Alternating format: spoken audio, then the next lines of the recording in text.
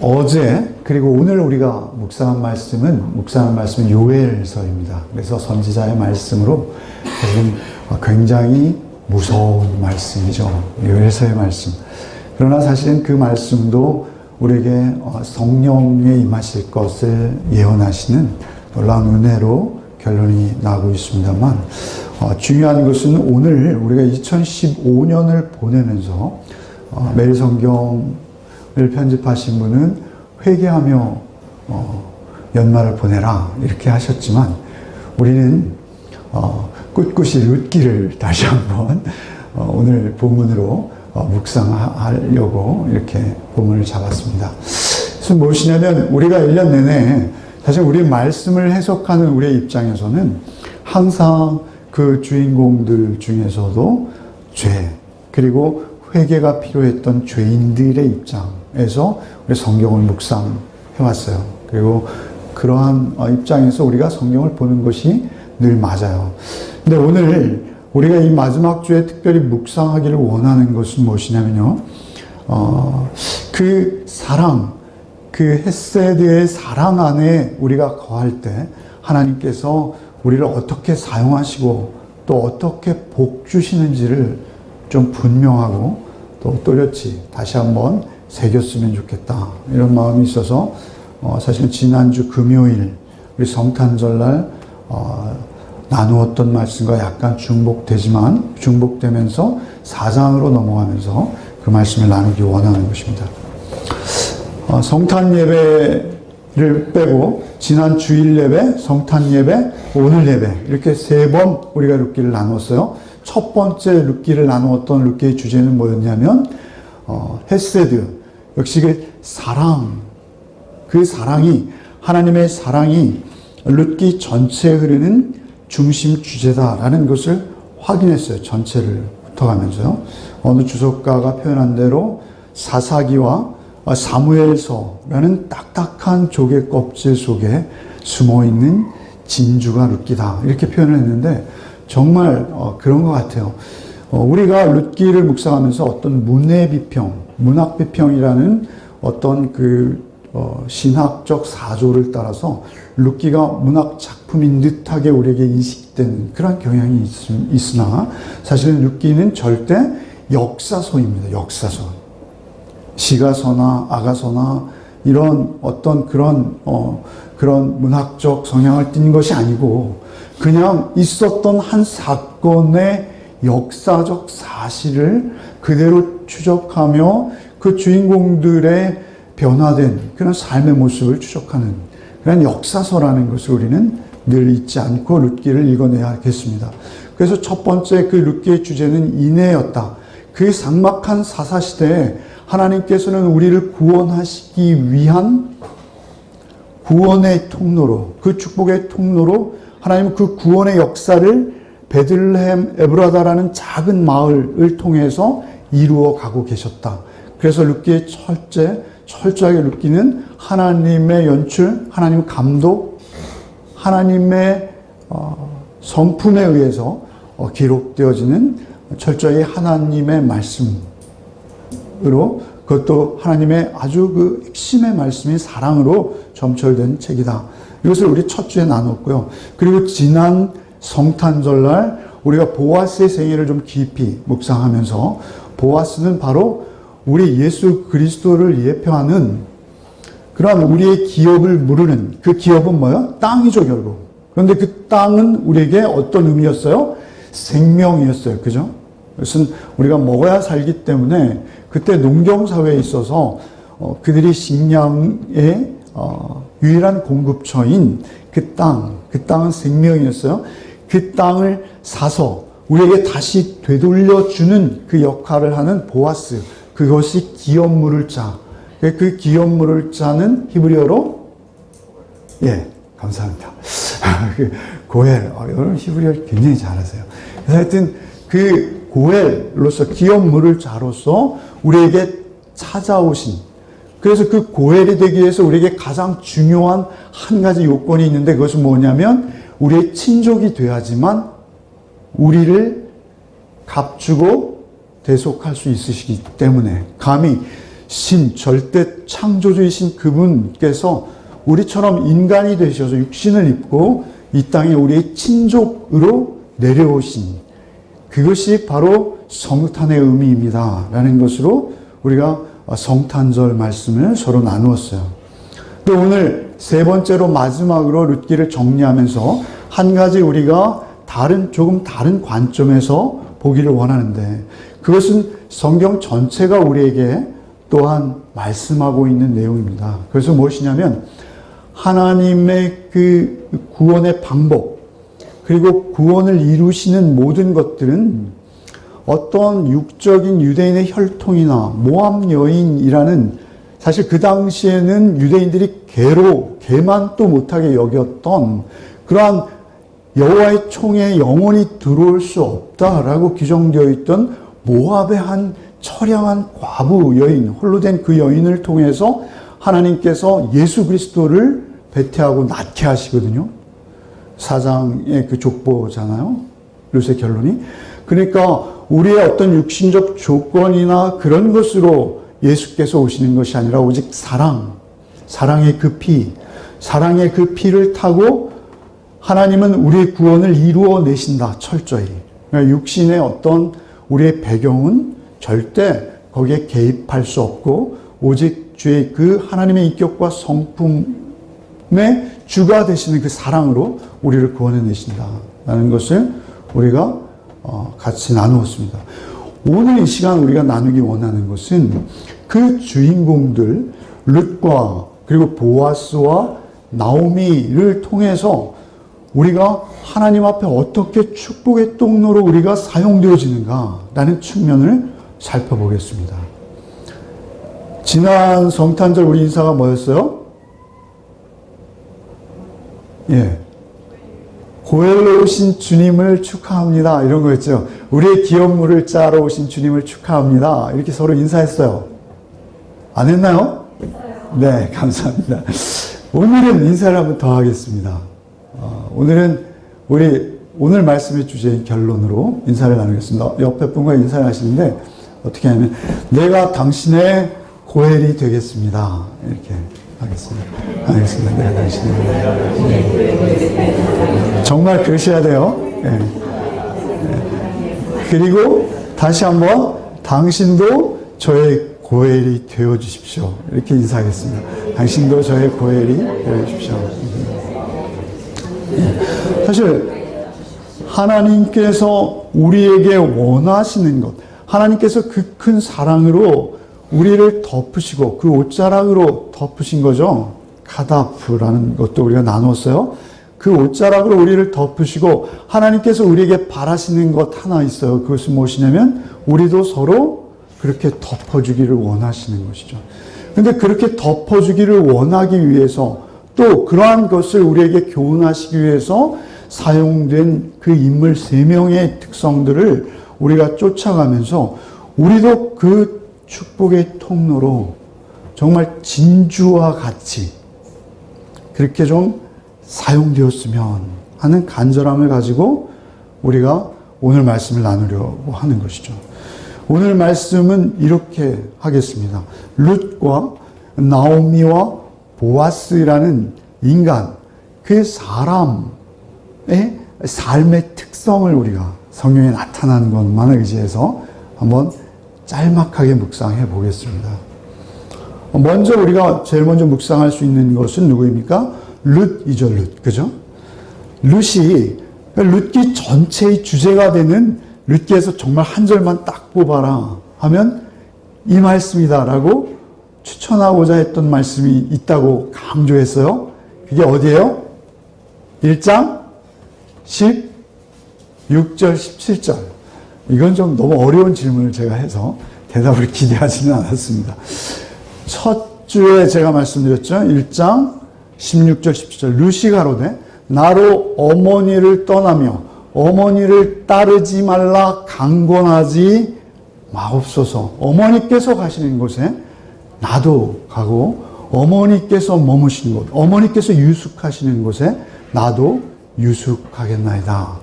어머니의 백성이 나의 백성이 되고 어머니의 하나님이 나의 하나님이 되시리니 어머니께서 죽으시는 곳에 나도 거기 죽어 장사될 것이요 죽는 일 외에 내가 어머니를 떠나면 여호와께서 내게 벌을 내리시기를 원한다 라는 이 고백, 이것이 룻이 보인 인내예요. 그것이 룻이 보인 사랑이에요. 룻은 한 가지 분명히 알고 있었어요. 그것은 무엇이냐면 룻 당신에게, 자신에게 시어머니는 필요 없는 존재일 수 있어요. 룻이 이런 고백을 할 때 사실은 여호와 하나님을 향한 고백일 수 있어요. 그죠? 그런 종교적인 또 신앙적인 배경도 있어요.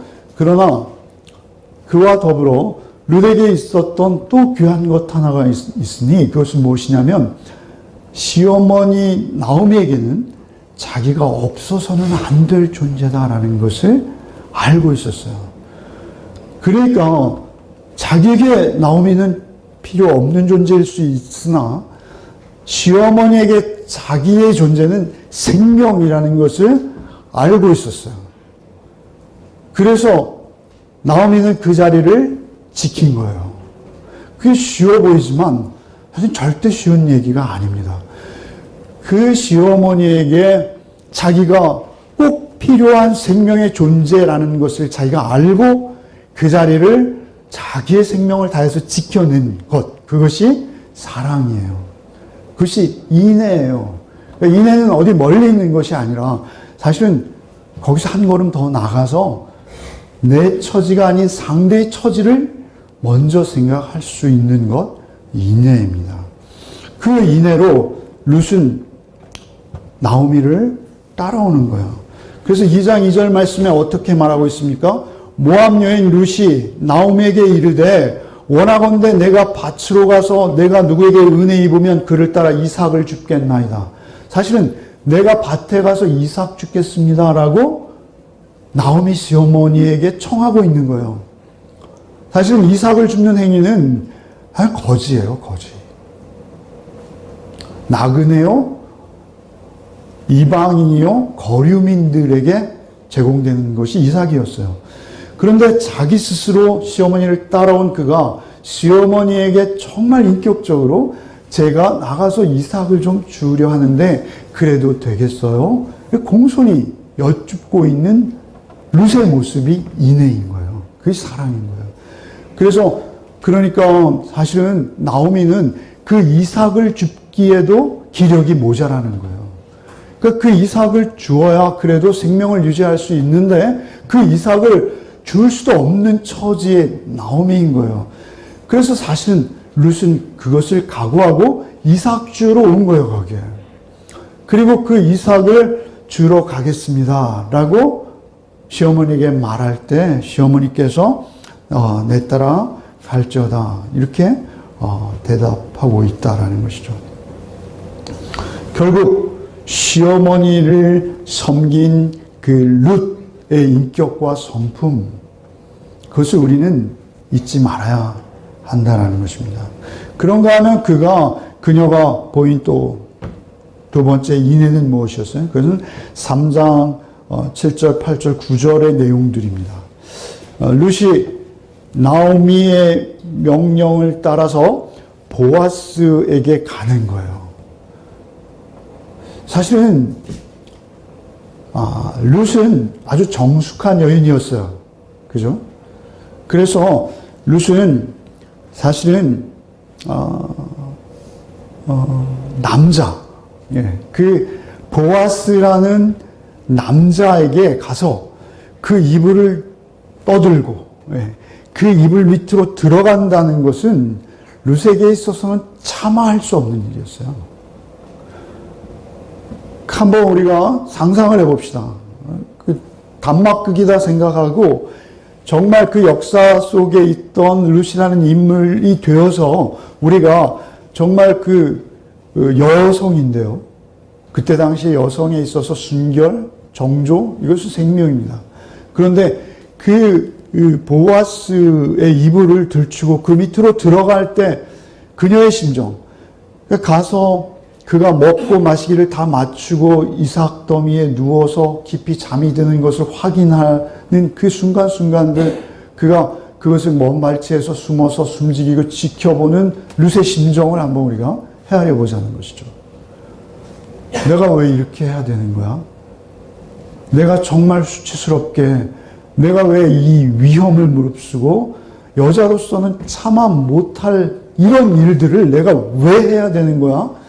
내가 시어머니를 이토록 봉양하며 사랑하지, 거기까지 됐지, 내가 여기까지 해야 되는 거야? 우리 충분히 그렇게 여성으로서, 여자로서 생각하는 건 당연한 것입니다.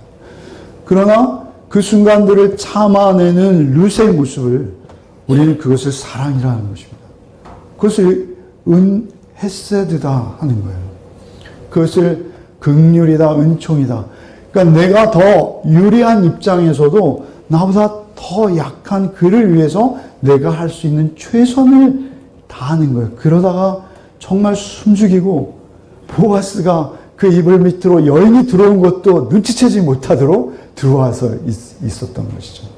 보아스가 누군가 있는 것 같은 인기척에, 뭐 뒤척인 것도 아닌 것 같아요. 본문을 자세히 읽어보면 갑자기 보아스가 깨어나서 룻에게 이렇게 말하는 거죠. 3장 10절에 보면 그가 이르되 내 딸아 여호와께서 내게 복 주시기를 원하노라. 내가 가난하건 부하건 젊은 자를 따르지 아니하였으니 내가 베푼 인애가 처음보다 나중이 더하다. 이것은 보아스의 말이죠.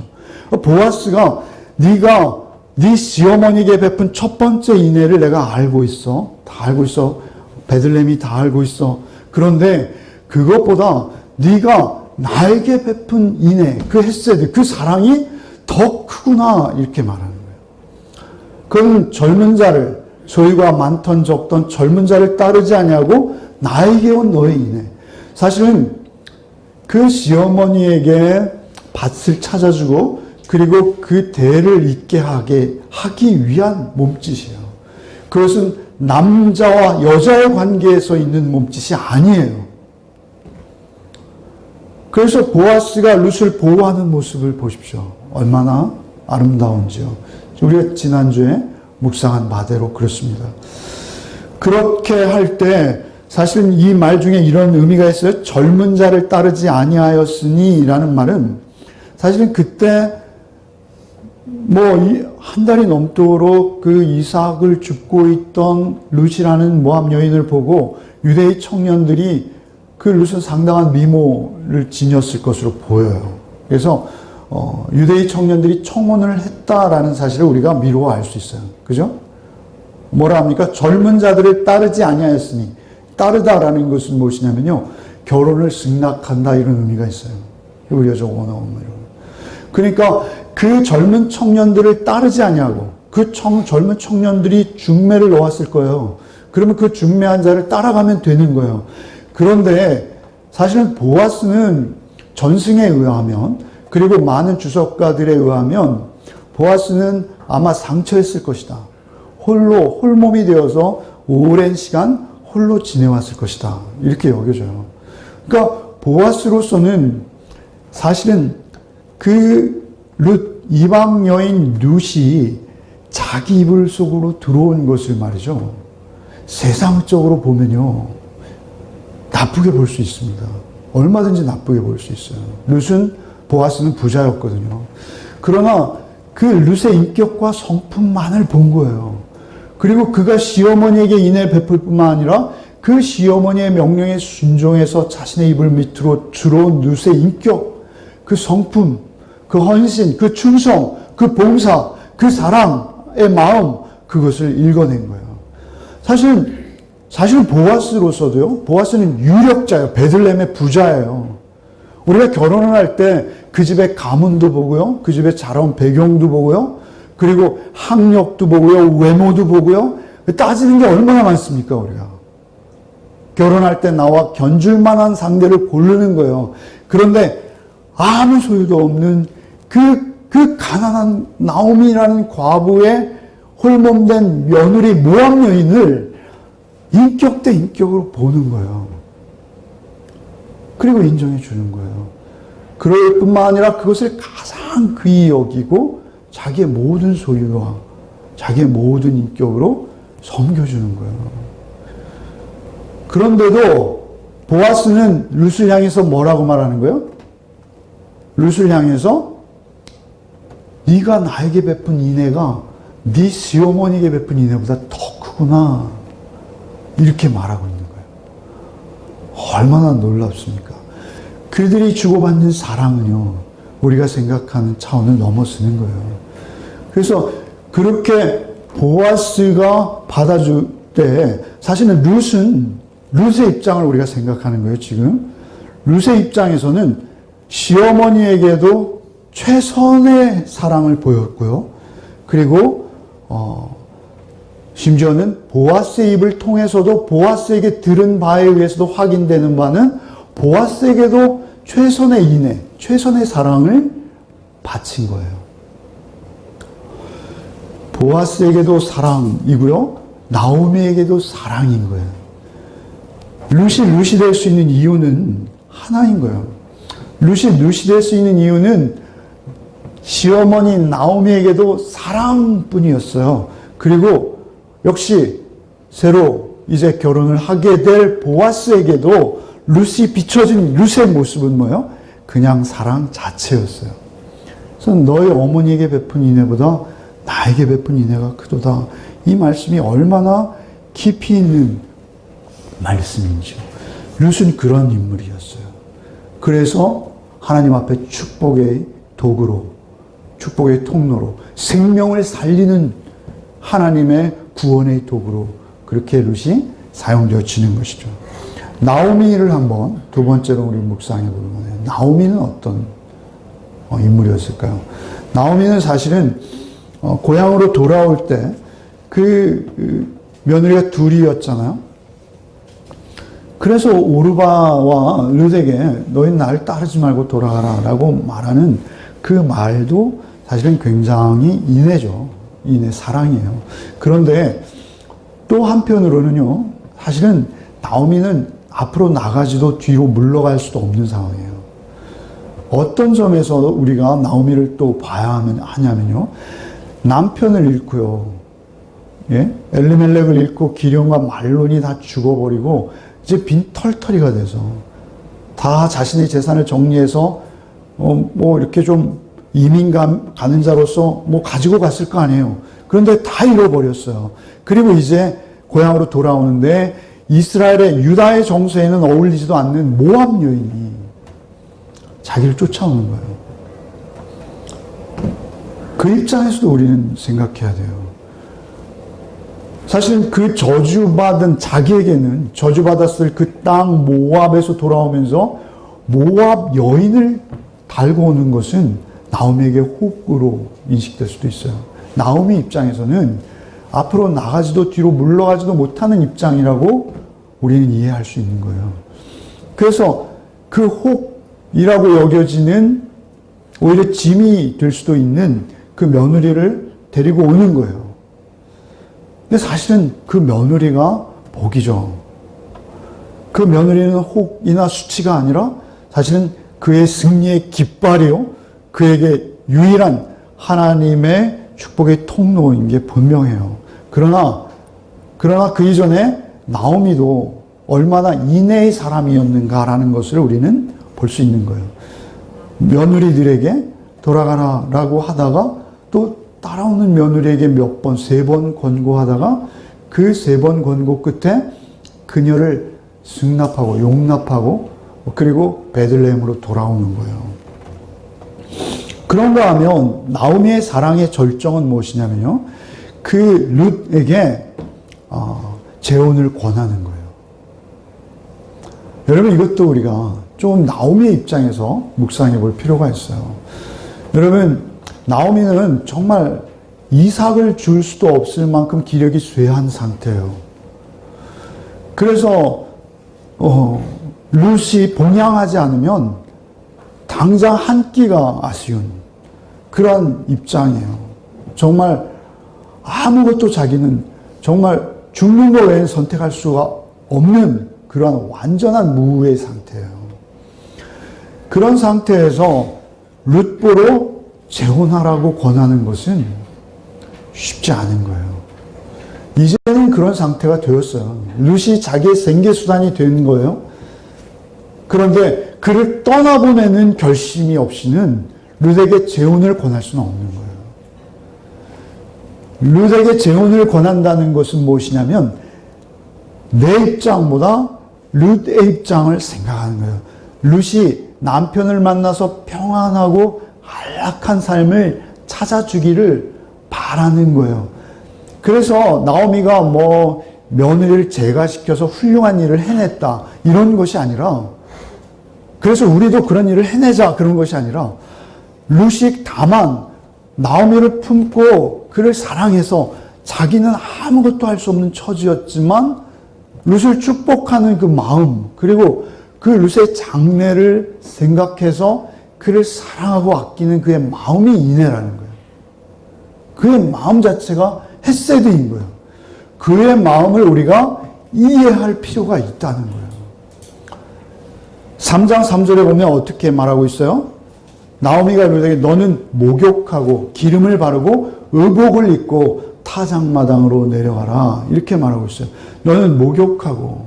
그래서 주석가들은, 어떤 주석가는 사실 이것을 주석하면서 이런 말을 하더라고요. 나오미가 룻을 목욕시켰을 것이다. 목욕을 시키면서 등도 밀어주고, 그리고 손도 붙들고, 야, 너 나 먹여 살리느라 손이 이렇게 다 텄구나. 그러면서 손도 씻어주고, 그러면서 며느리를 깨끗하게 목욕시키고, 그리고 기름을 준비했다가, 기름을 요즘 말로 하면 화장품이죠. 고급 화장품. 그것으로 그를 치장해주고, 그런가 하면 그가 또 옷을 입혔다고 하잖아요. 옷을 입힌다는 것은 그때 아마 룻의 복장은 이스라엘 유다인들이 입는 과부 복장. 색깔은 칙칙하고 누가 봐도 한눈에 과부를 알아볼 수 있는, 그때 당시 옷은 신분과 처지를 나타내도록 되어 있었어요. 사회제도 자체가. 그런데 그 과부의 옷을 벗기고 누가 봐도 시집가기 위해 준비된 정결한 처녀의 옷으로 갈아입혔을 것이다. 이렇게 주석하고 있어요. 대부분 주석가들이. 그러니까 그렇게 옷으로 단장, 말하는 우리말로 하면 꽃단장을 시킨 거죠. 자기 며느리를. 그리고 그 보아스의 품으로 보내는 거예요. 타작마당을 지나서 너 들어가서 그 발치에 누워있어. 그러면 내가 할 일을 보아스가 지시할 거야. 라고 들여보내는 거예요. 그 나오미도 인애의 사람인 거예요. 사랑의 사람인 거예요. 그 사랑이 없으면 보일 수 없는 반응과 행동들인 거예요. 그들은 그냥 사랑 자체로 서로를 품고 있는 거예요. 그 존재 자체가. 그러니까 무엇을 해서가 아니라 그들의 마음을 우리가 읽어냈으면 좋겠어요. 룻도 그렇고요. 나오미 그렇죠. 그 다음에 또 보아스를 묵상해 보십시오. 보아스는 우리가 지난주에 예수 그리스도를 묵상하면서 보아스를 충분히 묵상했습니다. 보아스의 입장에서 보면요. 나오미는 어떤 존재예요? 그냥 부담스러운 과부일 뿐이에요. 아무 노동력도 없는 과부일 뿐이에요. 그런가 하면 룻은 어떤 존재예요? 보아스에게 있어서 룻은 아까 벌써 말씀을 드렸습니다만 자기는 베들레헴의 유력자다. 성경이 이렇게 말해요. 베들레헴의 유력자라면 베들레헴에서 아마도 국회의원 정도는 하고 있는 그런 신분이에요. 그러면 자기가 재혼을 하려 해도 정말 유대 출신의 여인 중에서도 가장 양갓집 귀수라고 할 수 있는 그러한 신분을 맞을 수 있는 사람이에요. 그런 보아스가 그 한량없이 약하고 소외되어 있기만 한 나오미라는 과부에게 딸린 또 다른 과부를 자기의 재혼으로 맞아들이는 것, 이건 예수님께서 우리를 품으신 사랑과 견줄 만한 사랑인 거예요. 그렇게 보아스가 그렇게 두 여인을 품어내고 자기의 체면을 아랑곳하지 않고 그 룻의 모습만을 보고 그 장애물을 넘어서, 그죠? 기업물을 자가 먼저 있었어요. 그죠? 그런데 그에게 찾아가서 증인들 장로 10명을 세우고 그의 신을 끝내 벗겨내고 그리고 룻을 자신의 신부로 떳떳하게 맞아들이는 그 장애물을 넘는 그 보아스의 모습, 그 우리 주님의 모습 그대로인 거예요. 근데 사실은 그렇게 세상의 사람들의 모습 속에서 그 사랑을 담아내서 그 헤세드를 담아내서 그 사랑으로 예수를 잉태하게 하시는 거예요.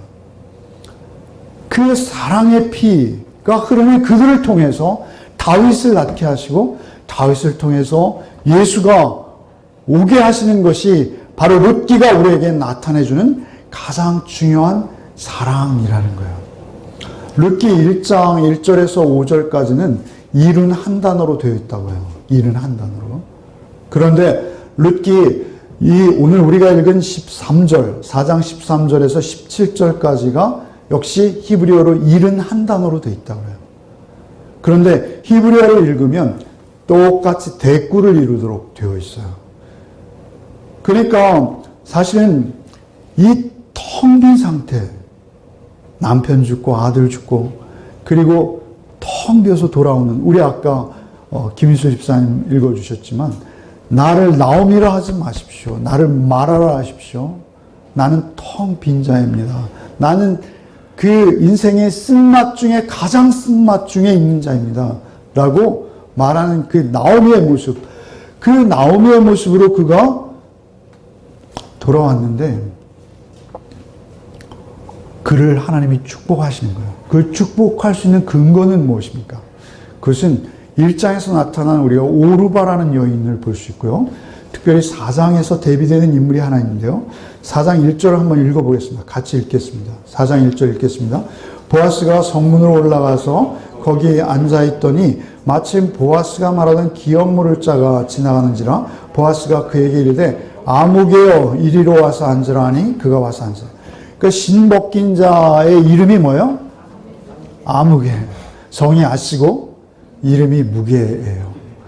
그게 아니고 하나님께서는 그의 이름을 성경에 기록하시지 않으셨어요. 근데 중요한 것은 무엇입니까? 오르바를 우리가 도덕적으로 비난할 수 있어요? 아니에요. 오르바는 굉장히 도덕적이고 윤리적이에요. 그리고 그 성품이 어디 하나 흠잡을 데 없는 여인이에요. 그런가 하면 이 아무개 씨는 어떤 분입니까? 아무개 씨는 아주 나쁜 사람인가요? 아니, 현대를 사랑하는 우리 모두의 모습이에요. 저와 여러분의 모습이에요. 우리의 재산상의 손해가 났는데 내가 그 과부와 그 과부에 딸린 또 다른 과부를 왜 내가 거두어서 그들의 밭을 되사줘야 합니까? 라고 자기 이치를 항변할 수 있는 것은 당연한 거예요. 그를 위해서 누가 비난하겠습니까? 그러나 1장에 등장했던 오르바나 마지막 4장에 등장하는 아무개 씨나 그들은 하나님 앞에서는 아무것도 아닌 존재예요. 그러니까 우리가 하나님 앞에 쓰임받는다는 것은 무엇이냐면 이 시대의 평범한 많은 사람들 속에서 하나님의 사랑으로 그 햇새로 거듭난 자로서 준비되어져서 우리가 거기서 한 걸음 더 나가는 거예요. 그런데 거기서 한 걸음 더 나갈 수 있는 능력은 우리에게 없어요. 그것은 오직 주께서 그 큰 사랑으로 우리의 그 옷자락으로 우리를 덮어주실 때만 가능한 거예요. 그 옷자락을 만진 자만 나눌 수 있는 사랑이에요. 그 사랑으로 우리를 덮어주셔야 돼요. 룻은 나오미를 따라올 필요나 의무가 없었어요. 그렇잖아요. 룻은 보아스에게 죽은 자의 이름을 잇도록 기업을 이어주십시오 라고 그 이불 밑으로 들어갈 이유가 없었어요. 나오미 역시도 룻에게 너 재혼해야 돼 이렇게 권할 필요 없었어요. 너 타작마당을 지나서 보아스의 이불 밑으로 들어가라 이렇게 권할 필요가 없었다는 거예요. 오히려 자기의 호구지책이었어요. 보아스 역시 자기가 원하는 상대를 얼마든지 골라서 재혼할 수 있는 처지였어요. 그러나 그들의 인격과 성품을 보는 거예요. 그들의 마음을 보는 거예요. 그들의 사랑이 어떻게 흐르고 있는지를 보는 거예요. 하나님은 우리에게 관심 있는 게 딱 하나 있으세요. 하나님께서 우리에게 관심 있는 것은 우리가 어떤 일을 해내는 것이 아니라 우리가 그 사랑의 존재로 우리의 삶의 자리를 지키는 거예요. 그 사랑의 존재로 여러분의 자리를 지켜내실 때 하나님은 그것을 반드시 보세요. 그럴 뿐만 아니라 그 사랑에 대해서 하나님은 그냥 지나가시지 않으세요. 그들을 하나님은 축복하시는데 그것은 이 땅에 있는 복이 아니에요. 그래서 그 사랑을 베푼 자에게 허락된 그 복을 우리가 한번 보자는 거예요. 그게 오늘의 본문이에요. 그 복을 한번 보고 오늘 결론을 대신하겠습니다. 그 복은 무엇입니까? 11절에 보면 성문에 있는 모든 백성과 장로들이 이르되, 또 14절에 보면 여인들이 나오미에게 이르되. 그러니까 사실은 그 복은 어느 복이에요? 관계 속에서 오는 복이에요. 하나님과 나와의 관계 속에서, 그리고 나의 이웃들의 관계 속에서. 그런데 베들레헴의 성문에 앉은 모든 백성과 장로들이 어떻게 말하고 있습니까? 우리가 한번 읽어보죠. 11절 한번 같이 읽어보겠습니다. 읽겠습니다. 성문에 있는 모든 백성과 장로들이 이르되 우리가 증인이 되나니 여호와께서 내 집에 들어가게 하는 여인으로 이스라엘의 집을 세운 라헬과 레아 두 사람과 함께 하시고 내가 에브라에서 유력하고 베들레헴에서 유명하게 하시기를 원하며 모든 백성과 모든 장로들이 한 마음으로 네가 더 유력하고 더 부유해지고 더 인정받는 사람 되기를 원해. 그러나 특별히 네가 얻은 그 아내 모압 여인 룻이 라헬과 레아 같이 되었으면 좋겠어. 굉장한 거예요. 라헬과 레아는 누구입니까? 이스라엘을 낳은 자궁이에요. 이스라엘의 국모예요. 라헬과 레아는 야곱의 부인들로서 이스라엘 12지파를 낳은 이스라엘의 어머니예요. 그런데 한갓 모압의 이방 여인 룻이 너에게 지금 시집가는데 그 여인이 너에게 정확히 라헬과 레아처럼 되었으면 좋겠어. 이런 축복이 어디 있습니까? 그런 축복을 누가 받는 거예요? 보아스 홀로 받는 것이 아니에요. 나오미와 룻이 동시에 받고 있는 거예요. 그들의 사랑, 인애로 인한 복이에요. 이보다 더 큰 복이 어디 있어요? 그런데 그 복이 그대로 실현되는 것을 우리가 알고 있잖아요. 마태복음 1장에, 그죠? 그 복이 실현될 뿐만 아니라 14절도 보십시오. 여인들이 나오미에게 이르되, 이제 그 말 많은 동네 여인들, 그 수다장이들이 다 모여왔어요. 그래서 나오미에게 이렇게 말하는 거예요. 우리 15절 한번 읽어봅시다. 소리내어서 크게 읽어봅시다. 시작. 이는 내 생명의 회복자이며 내 노년의 봉양자라 곧 너를 사랑하며 일곱 아들보다 귀한 내 며느리가 나온 자로다. 여러분, 일곱 아들보다 귀한 내 며느리. 여러분, 아들이 귀합니까? 며느리가 귀합니까? 며느리가 귀해요? 존경합니다. 중요한 것은 아들과 며느리는 비교의 대상이 아니에요. 그런데 아들 하나도 아니고 뭐죠? 이건 진심에서 나오는 축복이에요. 7이라는 숫자는 유대인에게 어떤 숫자예요? 완전수예요. 그러니까 모든 아들이라는 의미도 있고요. 완전한 아들이라는 의미도 있어요.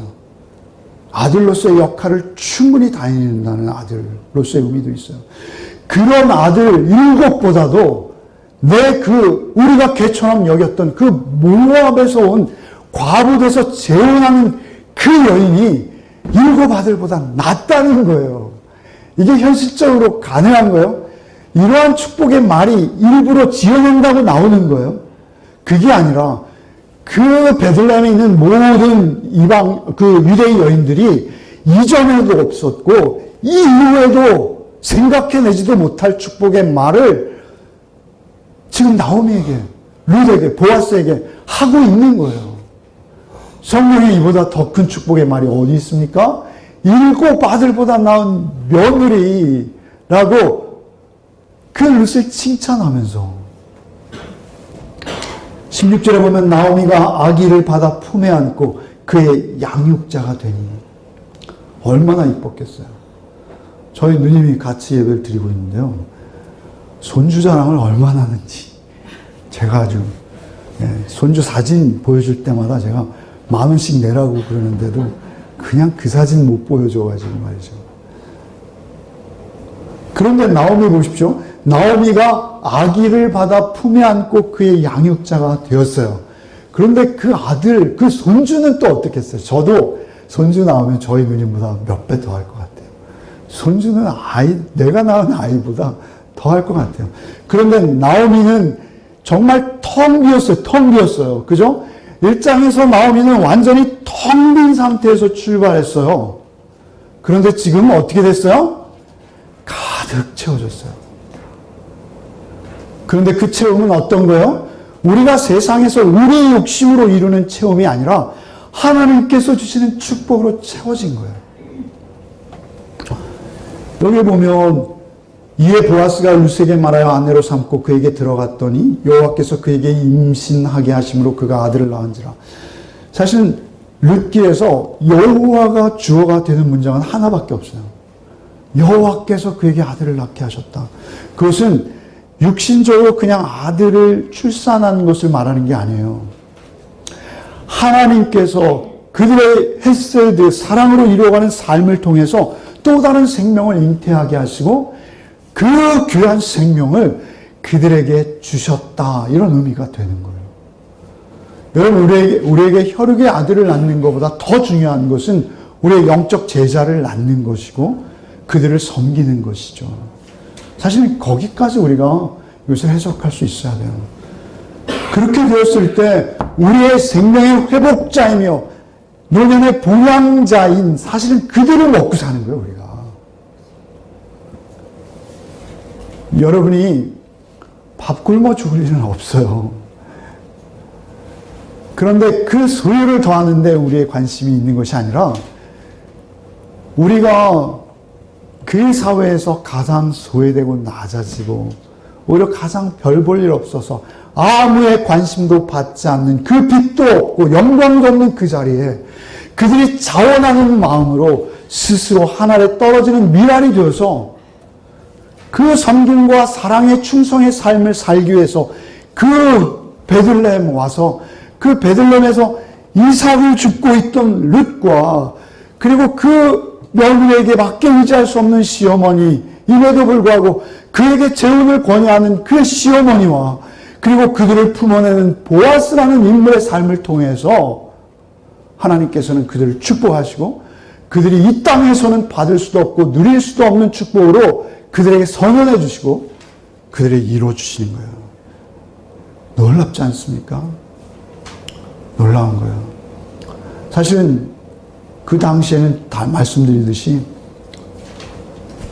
보아스는 룻은 또는 나오미는 그 오벳, 그 가나안, 그 베들레헴 여인들이 그의 이웃 여인들이 그에게 이름을 지어주되 나오미에게 아들이 태어났다 하여 그의 이름을 오벳이라 했는데 그는 다윗의 아버지인 이새의 아버지였더라. 이 놀라운 축복을 하나님께서 그들에게 주시는데 그것은 하나님만 주실 수 있는 축복인데 그들은 살아생전에 자신의 후손에 다윗과 같은 왕이 나올 것 또는 예수와 같은 구원자가 그들의 혈육을 통해서 잉태되고 탄생할 것을 몰랐어요. 그러나 기쁨으로 그 삶을 하나님 앞에 다 드린 거예요. 여러분의 삶이 그 복이 있으시기 바라는 것이죠. 그 복 안에 있으셔야지 우리가 세상 눈치 보지 않고 세상 바라보지 않고 하나님 말씀으로 충성된 삶을 살아낼 수 있게 되는 것입니다. 그것은 오직 하나님 앞에서 우리가 사는 삶이에요. 여러분, 그 텅 빈 삶에 찾아오신 하나님, 그것은 어떤 모습이었어요? 사랑이었어요. 그 슬픔, 1장에서 그 슬픔으로 시작되는 그 룻기가 이제 4장 끝에서는 어떻게 됩니까? 춤을 춰도 다 표현할 수 없을 만한 기쁨으로 그들에게 응답되는 것을 볼 수 있어요. 그 오직 비결은, 그 원인은 오직 무엇입니까? 헤세드인 거예요. 사랑인 거예요. 그 귀한 사랑. 주님께서 우리에게 기업물을 자로 보여주신 그 사랑. 그 사랑을 꼭 붙드십시오. 그 사랑만 의지하십시오.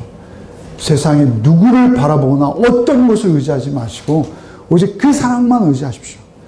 그럴 때 하나님께서 그 사랑을 이루어 주실 줄 믿습니다. 성경에는 다 그 이야기예요. 모세를 보세요. 모세가 텅 비어요. 광야에서 자기 소유의 양은 한 마리도 없어요. 자기 장인의 양을 치고 있는 그 상태에서 하나님이 찾아오시고 모세를 통해서 이스라엘 민족을 품어내게 하세요. 모세가 이스라엘을 향한 사랑은 하나님, 저의 이름이 당신의 생명책에 지워지더라도 저들을 버리지 마시고 금송아지 섬긴 저들을 홀로 가게 마시고 같이 동행해 주십시오. 그것이 모세의 기도였어요. 텅 비어있던 모세를 찾아오세요. 요셉은 어때요? 요셉도 애굽에 내려왔을 때 텅 비는 거예요. 그 텅 빈 요셉을 찾아오시는 거예요. 베드로는 어때요? 베드로는요, 요즘 그 캐토릭에서는 베드로 교황을 베드로의 후손이라고 말하고 있지만 베드로는 사회적으로 보면요, 그냥 어부예요. 평생 힘든 일 속에서 태어나서 힘든 일만 하다가 그렇게 죽을 수밖에 없었어요. 그런 베드로를 주님 찾아오셔서 네가 날 사랑하니? 네가 날 사랑해? 이렇게 물으시고 그것을 3번 확인하신 주님께서 그러면 내 양을 먹이고 치고 먹여라 이렇게 말씀하시는 거예요. 그래서 베드로, 그 텅 빈 베드로가 오늘날 우리의 신앙의 가장 위대한 자리에 앉혀진 것이죠. 그것은 오직 주의 사랑이 그를 찾아왔고 그 사랑으로 그가 세상을 향해 나갈 수 있었던 것, 그것으로 이루어지는 거예요. 성경은 다 한 이야기를 하고 있어요. 다른 이야기가 아니에요. 우리에게도 하나님께서 원하시는 것 한 가지가 있어서 룻기를 오늘 우리에게 주신 줄 믿습니다. 여러분의 삶 속에서 룻이 되시고 나오미가 되시고 보아스가 되시는 복이 있기를 바랍니다. 여러분이 이루는 것 아니고 주님께서 여러분 안에 거하셔서 이루어 주실 줄 믿습니다. 우리 오늘 결심송입니다만 이 결심송은 낯익지 않아 여러 번 불러보지 않으셨을 거예요. 같이 한번 찬양하겠습니다.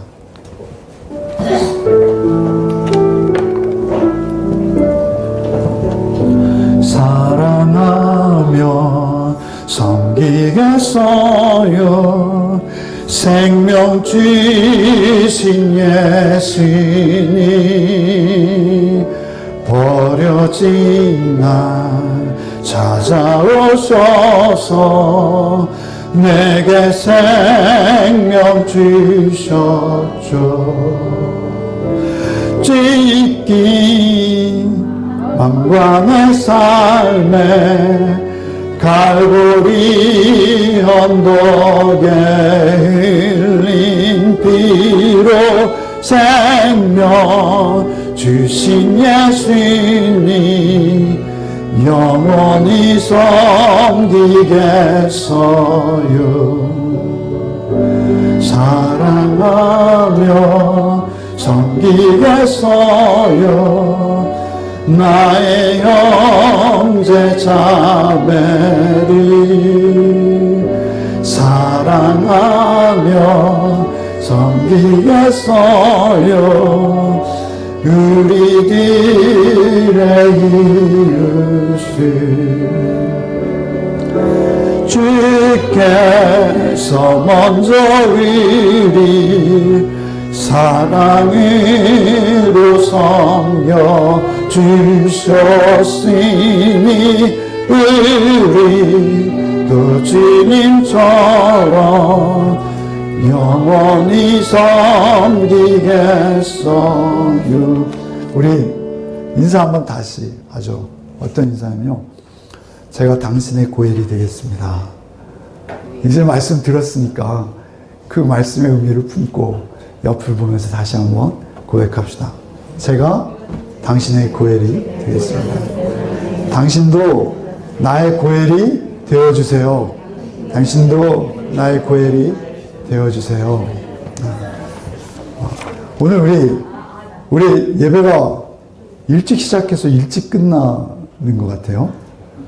일찍 끝내는 건 좀 섭섭하죠?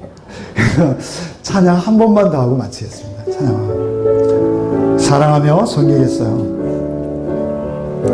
사랑하며 섬기겠어요. 생명 주신 예수님 버려진 나 찾아오셔서 내게 생명 주셨죠.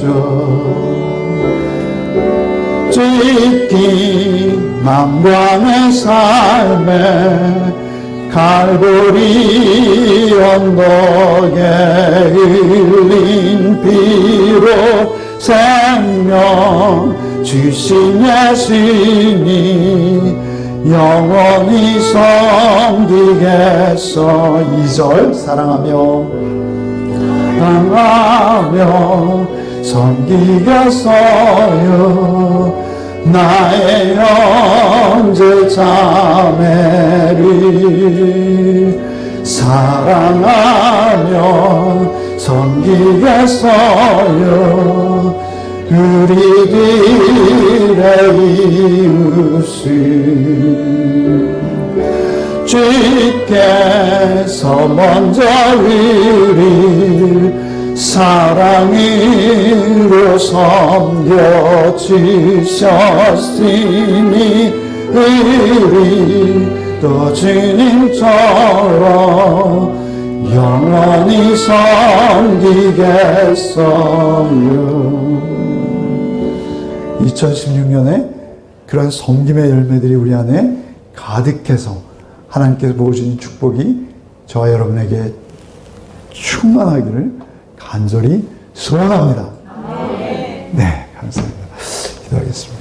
주님 감사합니다. 우리의 부족함을 아시는 주님, 전혀 사랑받고 참으로 사랑받을 만한 자격이 없는 우리 모함 여인, 아니 나오미 같은 그렇게 무능하고 무력했던, 아무 무기력했던 우리를 찾아오셔서 주의 크신 사랑으로 우리를 품어주셨으니 하나님, 우리도 그 사랑 들고 우리도 하나님께서 바라시는 그 아름다운 사랑의 열매 맺는 한 해가 되게 하여 주옵소서. 이제 한 해를 보내고 또 한 해를 맞는 우리의 마음속에 그 사랑만 부어 주옵시되 오직 말씀을 읽고 말씀을 묵상할 때마다 우리의 신앙의 선배들 속에 있는 그 사랑 온전히 담는 복이 우리에게 있게 하여 주옵소서. 예수 그리스도 이름으로 기도하옵나이다. 아멘. 이제는 우리 구주 예수 그리스도의 은혜와 하나님 아버지의 그 기이하시고 놀라우신 사랑과 성령의 교통감화 충만케 하신 은총이 참으로 룻과 같이, 참으로 나오미와 같이, 또한 보아스와 같이 오직 사랑으로 우리의 가족을, 우리의 이웃을, 우리의 교우를 섬기기로 다짐하는 우리 가족들 위해 이제부터 영원토록 함께 계시기를 축원하옵나이다. 아멘.